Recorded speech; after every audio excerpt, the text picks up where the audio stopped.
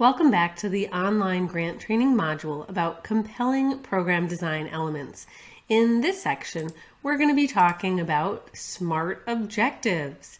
We started in the last section by talking about logic models and how those are a summary, a one-page visualization of our program design. So what we're going to do is drill a little bit deeper and start to provide our grant makers and our reviewers with some additional information. We're going to help them understand our goals and our SMART objectives. So to do that, let's make sure that we're all using the same definition for the acronym SMART. What does that stand for?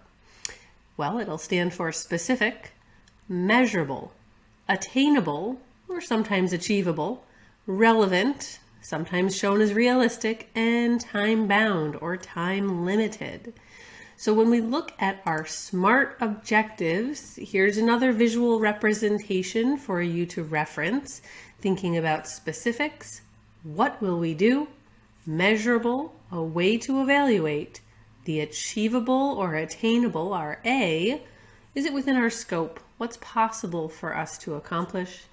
Relevant, how does it connect to our goals? How does it point back to that big picture goal that we're talking about for our project or program? And time-bound or time-limited.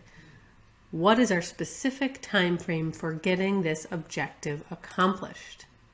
Now, where does this fit within our program design structure? When we were in our logic model, we were talking about inputs and resources. We were talking about activities. We're talking about our outputs and our outcomes. But here, hold on, we're still above key activities. So the hierarchy that we're thinking about for program design in this section is we'll have a broad program goal. We will have SMART objectives that support that goal. We're eventually going to get to key activities, but those will actually be in our third section of this module when we talk about work plans. So here we're going to focus on the goal and the SMART objective, or perhaps plural, SMART objectives. So let's make sure that we're working from the same definition as it relates to a goal. So the goal, it's an overarching idea or principle that will guide our decision making related to a project or program. It should be broad. It should share our general intentions with a grant maker. And under that goal, we will have our objectives, our SMART objectives. So specific and measurable elements that are going to help articulate what is it we're going to accomplish towards this goal. They should be precise and tangible.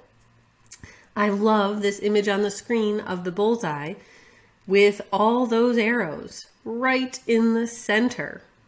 I am terrible at darts. I could never achieve such a thing, at least physically at a dartboard. But when writing SMART objectives, that visualization really helps me to think about how precise and exact we need to be in writing our SMART objectives. It might be okay, our reviewers might have a fairly good understanding if we hit somewhere on the dartboard, but they will have a much clearer understanding. We will be much more compelling and competitive if we get right to the center of it, right to that bullseye with all of our SMART objectives. Well, what are some of the things that we might say? What's some of the language we might see? Let's start with a fun example and some images to go with it. Best of intentions from a writer like this. We've got our little superhero here, muscles shown. I will vanquish evil in a single afternoon. That sounds amazing, but how are you going to vanquish the evil? And, what's that really going to look like? As a reviewer, I'd have a lot of questions. I mean, I want to be enthusiastic. I love the idea of vanquishing evil. And I know the time-limited component, a single afternoon. But this isn't fully SMART for me. I'm missing some information. What if instead a different superhero of type said, I will increase the distance from the ground by 1 meter before dinner tonight.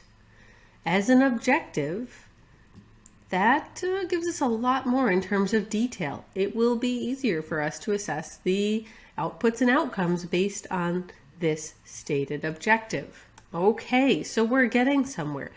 The more detail that we can provide, the fewer unanswered questions that our reviewers have, the more compelling and competitive our program design elements will be thanks to our SMART objectives.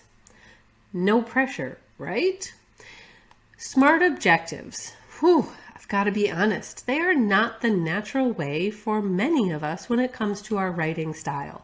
So it takes practice. It takes pulling apart your objectives, getting external feedback, having fresh eyes look at them to say, okay, I don't think this is quite there. What could we do to make it smarter? So here we have a non-SMART objective. If, for example, you went to an old draft, a recent draft, and you said, how could we make it stronger? Maybe this is the objective you found. 90% of Alzheimer's caregivers will participate in our education workshops. Pretend you are the grant reviewer. You are the grant maker. What unanswered questions do you have? Alzheimer's caregivers for the whole county, state, United States, world? What are we talking about? In our education workshops. Interesting. Okay. In 1 day, in a year, in a month. I'm missing some of the time-bound component too.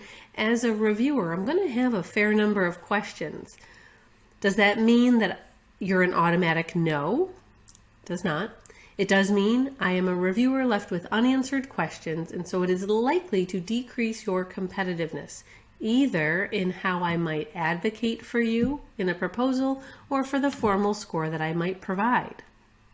So what could we do to improve that objective? Well, we have to think about what's missing. So the specifics, we were missing some. So we would say that the specifics are weak. The measurable component, okay, well, yeah, there's a % sign there, but it's still, it's weak. And there was no sign of the time-bound element. Therefore, we wouldn't be able to really assess if it was attainable or relevant in a positive way. We would say that those elements of a SMART objective were missing. If we tried again, if we did some rewrite, if we maybe got some feedbacks from some other colleagues, maybe as the grant professional, we just didn't know all the details. And so we had to have a meeting or ask for input from our programmatic colleagues. What might we learn? Where might we end up? So I'm going to call it a smarter objective because maybe you have some ideas for further wordsmithing so that you don't have any unanswered questions after reading this. But it is a smarter objective to say by the end of the calendar year, there's our time-bound element, Alzheimer's Association staff will have enrolled 90% of caregivers utilizing the Adult Day program in the Family Caregiver Education Series.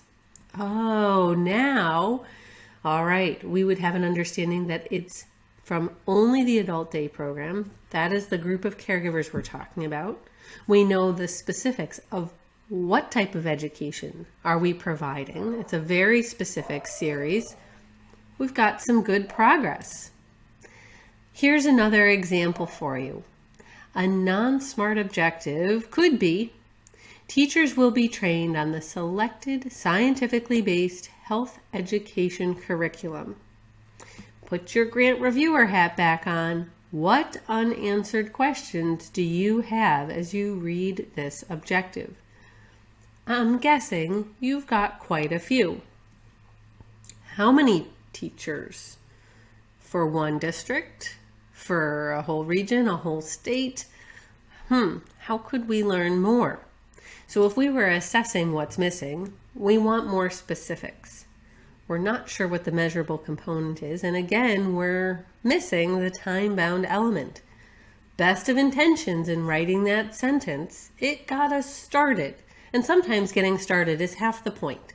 If you can get started and see what's missing, now we know what to ask of our programmatic colleagues. So it's actually a great technique. Write with what you know, and then ask for input to make it smarter. Our goal is to do this editing work before we're under the pressure of a deadline. So this is great homework for you to take on with your programmatic colleagues now, while not working on an application, so that by the time an application for the priority project or program comes up, you already have SMART objectives agreed upon and in hand. Well, what could a smarter objective look like for that last example?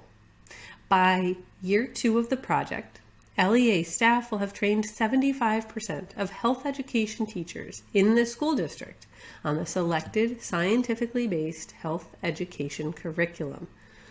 Wow, do we know a lot more. We've got our time-bound element, year 2 of the project. We know that it's not just teachers, but for this specific LEA's staff. We know that it's 75% not just of teachers overall, but of the health education teachers in the one district who will have been trained.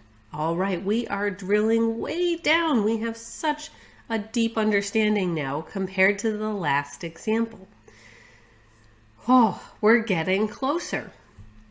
When we think about the work that it takes to write a SMART objective, it is rarely enough for the grant writer or the grant professional to get started.